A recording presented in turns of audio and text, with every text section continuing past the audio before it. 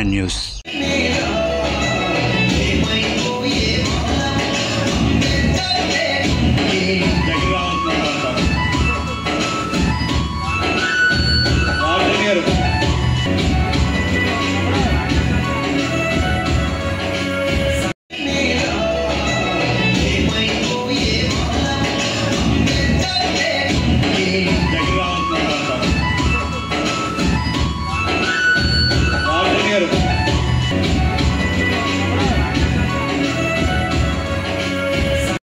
పొందేదానికి ఆయన కొన్ని అంశాలు తీసుకొచ్చారు.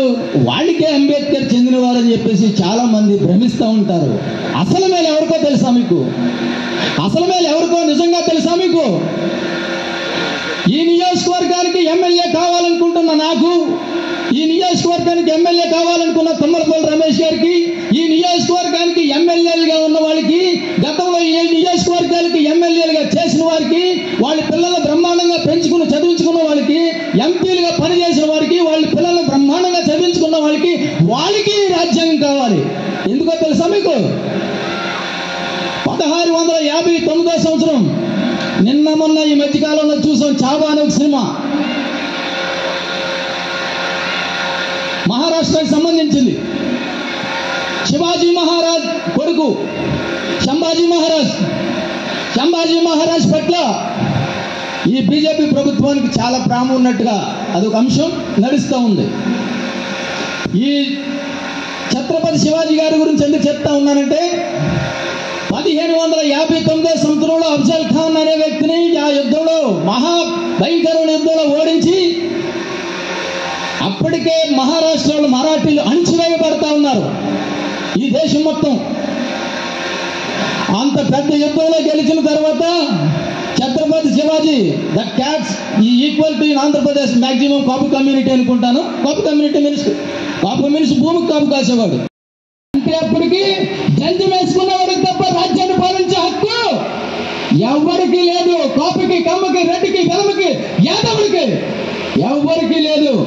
560 సంస్థానాలుంటే ఆ నిర్వీర్యం చేయాలంటే ముందు అంబేద్కర్ మీద ఒక చిటికేశారు. చిటికేసి మనం అందరం నిద్రపోయాం.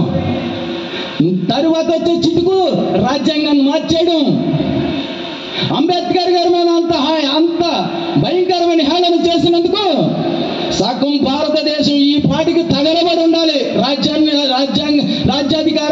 రాజ్యాధికారం కోసం రాజ్యాంగాన్ని కాపాడుకోవాలంటే సార్వదరిద్రాడు వదిలేది రాజ్యాధికారంతోనే డాక్టర్ బిఆర్ అంబేద్కర్ గారు చెప్పారు. దాని వరకు మనం పోవా? రాజ్యాధికారం పొందాలని చెప్పేసి నాతో ఉన్న కుర్రోళ్ళందరినీ ఆయా గ్రామాలకు ఒకసారి నిన్న తీసుకున్నాను. కాంగ్రెస్ పార్టీకి అన్ని గ్రామాల్లోనే ఎస్సీ కుర్రోళ్ళని పార్టీ ప్రశ్నలు పెడదామని ఆలోచన చేశాను.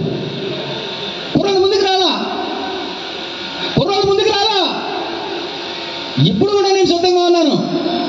ఏ గ్రామంలో అయినా యాక్టివ్గా ఉన్న కుర్రోళ్ళు వస్తే మా పార్టీ ప్రెసిడెంట్గా చేస్తాం, ముందుకు తీసుకెళ్తామని చెప్పి. రాజకీయాలు అప్రస్తుతం. నాకు ఇచ్చిన అవకాశానికి చాలా పెద్దగా ధన్యవాదాలు తెలియజేస్తా ఉన్నాను. నీకు ఎందుకు మాగలాగా అనగాడైన వర్గానికి చెందినవాడు కాదు కదా, నువ్వు కాపు కమ్యూనిటీ అగ్రవర్ణానికి చెందినవాడు కదా, మరి నీకెందుకు రాయా ఇంత ప్రేమ అంటే? నేను చాలా రూరల్ ప్రాంతంలో ఉండి మా గ్రామం నుంచి కనీసం జగ్గంపేట కూడా దారి లేని సమయాల్లో ఆ తల్లి ఎవరో కానీ మా అబ్బిస్ మాస్టర్ అని చెప్పేసి మా ఊర్లోనే ఒక మాస్టర్ గౌడప్పారావు గారని ఒక క్రిస్టియన్ ఎస్సీ, ఆయన నన్ను తీసుకుపోయి రాజమండ్రిలో ఒక హాస్టల్లో వేశారు. కాబట్టి మీ ముందు నేను ఇక్కడ మాట్లాడగలుగుతా ఉన్నాను. లేకపోతే నేను దున్నుకుంటూనే ఉండేవాడిని. అది నాకు విశ్వాసం. గుర్తెరగవలసిన అవసరం ఉంది. మీరందరూ మేల్కోవాల్సిన అవసరం ఉంది. చాలా భయంతో ఉన్నారు మీరందరూ. నేను మిమ్మల్ని ఎంత ఎడ్యుకేట్ చేయడానికి